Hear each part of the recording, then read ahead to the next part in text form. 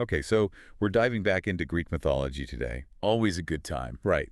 Always a good time. And today we're looking at how the Olympian gods set up shock after they, After they kicked the Titans out, yeah, basically after that whole war thing. the Titanomachy. Yeah, the Titanomachy, exactly. And we've got some pretty interesting excerpts. Oh, yeah, some really vivid descriptions in these. Yeah, so we're going to get into all that. But I guess our main mission today is to figure out, how did these guys, Split up the universe. yeah, like who got what and how did that all go down? And did they all get along? Well, that's the big question, isn't it? Yeah. From what I was reading, it sounds like Mount Olympus was kind of A bit of a chaotic place. yeah, maybe a little more exciting than your average corporate office. Definitely more thunderbolts. Fewer coffee breaks, though, probably. Probably, but maybe more nectar. Yeah, good point.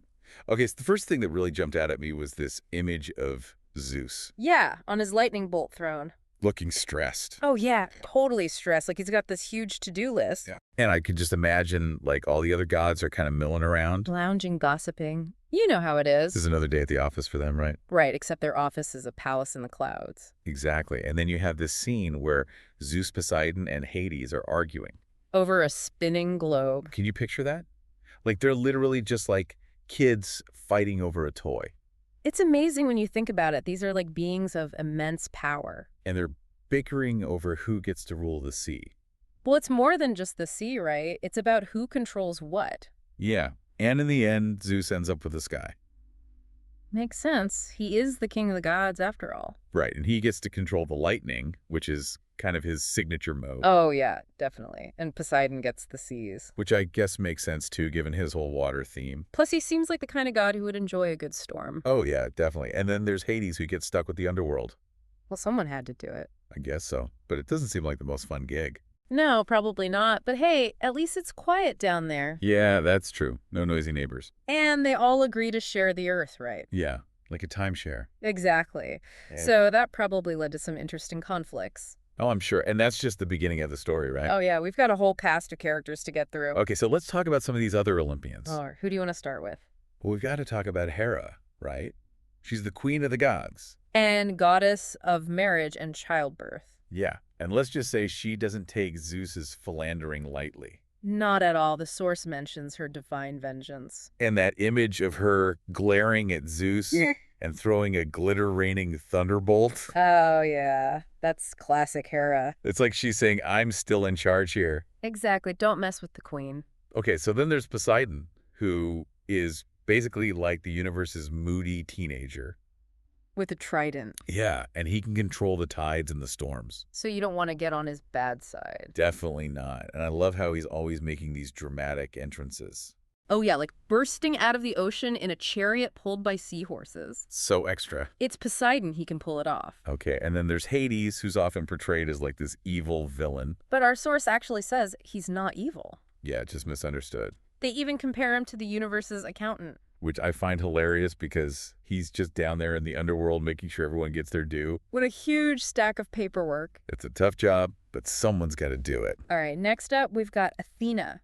The brains of the operation. Literally born from Zeus's forehead. Imagine that your dad's head splits open and out pops, The goddess of wisdom. fully grown and ready to strategize. With her armor and her spear and her book. She's like the ultimate multitasker. And always adjusting her glasses like she's just thought of the perfect plan. Okay, so now we come to Apollo, Mr. Sunshine himself. God of the sun, music, and prophecy. Talk about a resume. He's like the universe's rock star. With a golden lyre and some seriously cheesy pop songs.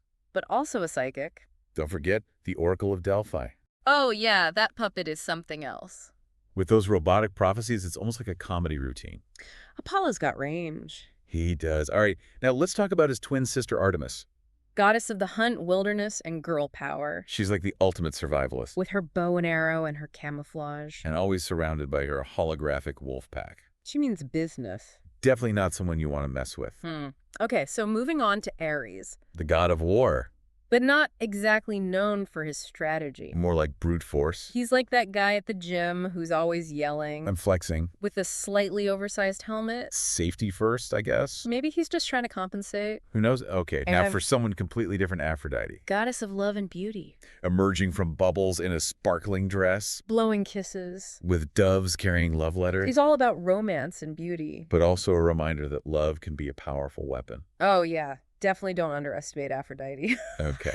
And last but not least, we have Hermes, The messenger god. also the god of thieves. And travel and commerce. He's basically got his fingers in every pie, With his winged staff and messenger bag, he's always on the move. and always checking his watch. But he's got a tight schedule. And you just know he's up to something mischievous with that twinkle in his eye. Especially when he winks and pockets a golden goblet.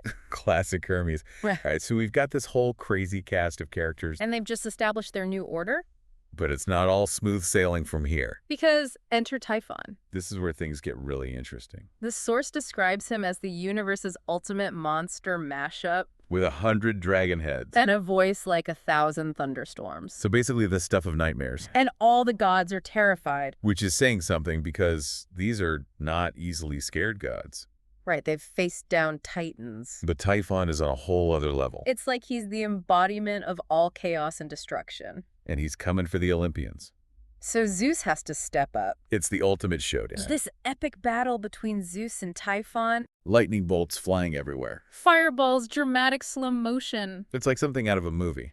And in the end, Zeus manages to defeat Typhon, Sending him crashing back to Earth. which basically secures the reign of the Olympians. For now, at least. So what did you think of all that? I mean, it's amazing how these stories manage to be both epic and kind of relatable. Right, like on one hand, you have these gods who control the universe, But they're also dealing with family drama and personal issues. just like us. Except with more lightning bolts. Exactly. And it makes you wonder, why did the ancient Greeks create these stories? What were they trying to say about themselves and the world around them? And the fact that they gave these powerful beings such human flaws. It really makes you think. It does, and it makes you wonder, did they see those flaws in themselves? And were they trying to understand them? Or maybe even justify them? It's a question worth pondering. It is, and I think that's a good place to leave it for today. Yeah, lots to think about. Thanks for joining us for another deep dive. See you next time. Bye!